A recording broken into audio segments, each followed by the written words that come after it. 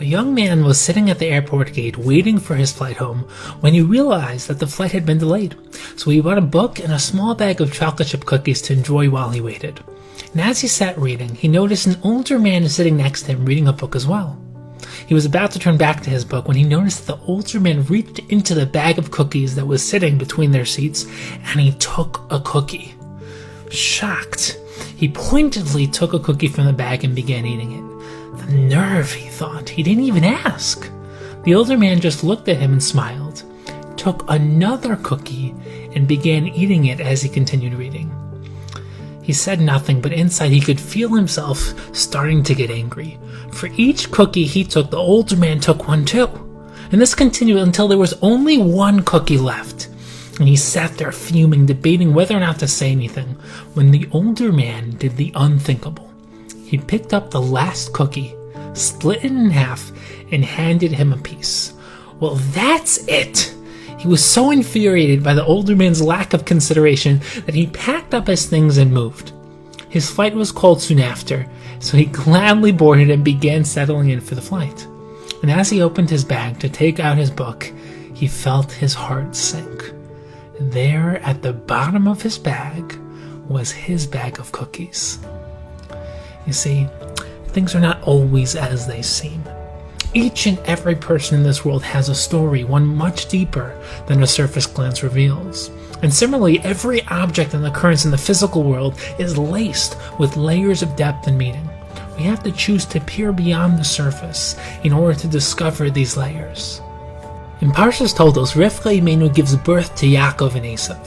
Her pregnancy is extremely difficult, with the two fetuses struggling violently within her. Rashi cites the famous Midrash which describes the battle that transpired between Yaakov and Esav while in the womb. Whenever Rivka passed a place of Torah study, Yaakov was drawn towards it, and whenever she passed the house of idol worship, Esav was drawn towards it. Yaakov desired the spiritual and Olam Haba, the world to come, while Esav desired the physical and Olam Hazeh, the physical world. And this was the cosmic battle that took place within Rivka's womb. But the problem with this battle is pretty obvious, because if Yaakov wanted the spiritual and Esav wanted the physical, then where's the point of contention? It's not a battle. I mean, they can simply each take what they want without any need for argument or disagreement. There's nothing to fight over. I mean, for example, if there are 2 cups of ice cream, chocolate and vanilla, and one sibling wants chocolate while the other craves vanilla, then there's no argument. They're actually in agreement. Each can simply take what they want. So an argument would only arise if there was 1 cup of ice cream and they both wanted it. So what was the fight between Yaakov and Esav really about? So in order to understand this, in order to understand the deeper depth of this battle, we have to understand the concept of Iker, which means primary, and Tafel, which means secondary.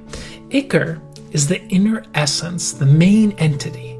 And Tafel is that which enables the Iker, the main entity, to flourish. So for example, the Iker of an orange is the inner fruit, while the peel is Tafel. It protects and enables the fruit. And the same principle applies to a person. The Iker of a person is the neshama, the self, the mind, and the soul. The body is Tafel. It enables the soul to exist in this world, to learn, to grow, and expand.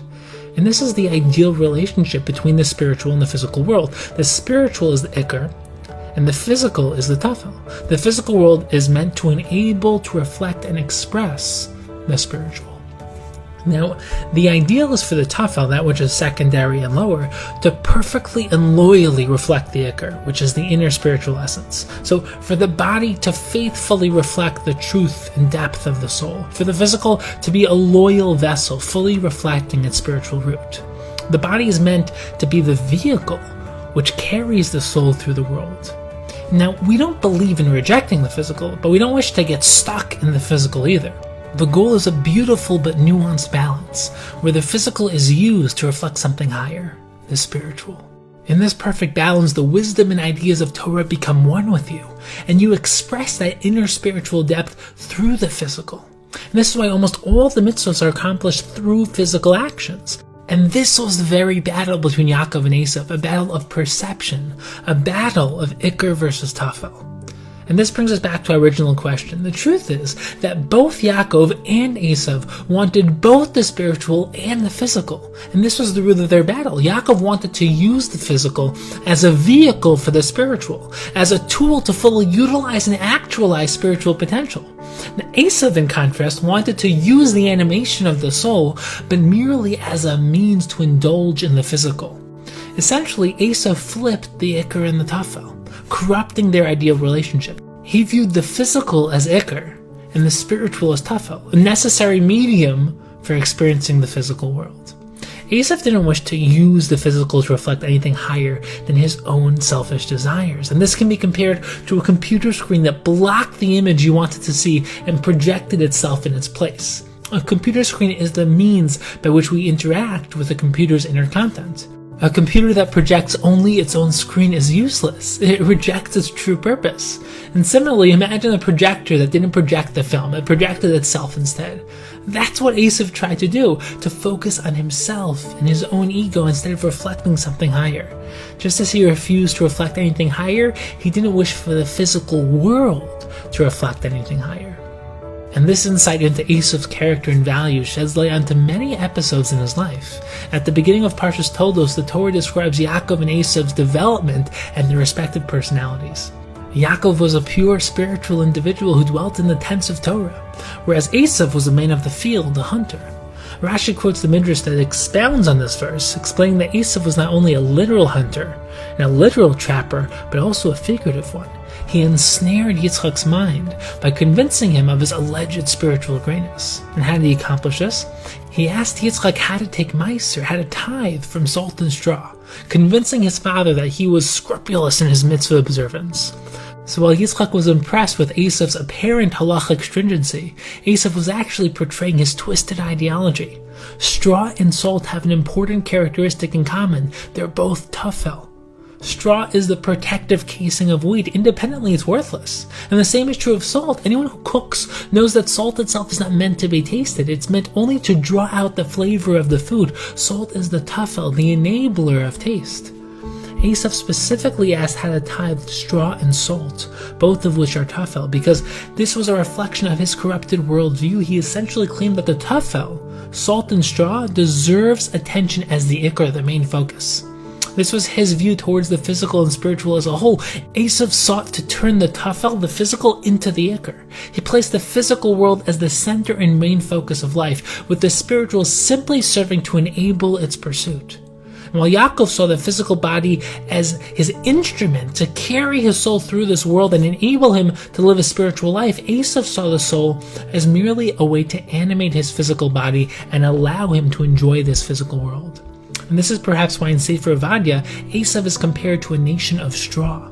Esav and his nation, Edom, are immersed in the world of tafel and physicality.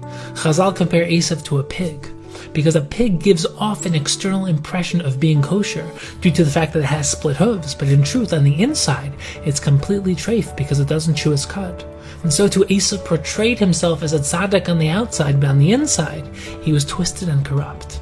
And this message is so important because Esav distorted the ideal relationship between Iker and Tafel, valuing only the physical limited surface and cutting it off from any higher reality. Yaakov teaches us the true purpose of the Tafel, using it as a means towards perceiving and experiencing that which is higher, the Iker. He bequeathed the legacy and responsibility of building deeper and more empowering perceptions of the physical world. The physical is not an end in itself. It is meant to serve as a vehicle for transcendent spiritual conscious living. And this is the battle we face on a daily basis, a battle of perception. So let's be inspired to choose empowering paradigms, to peer beneath the surface, and to experience the infinite within the physical.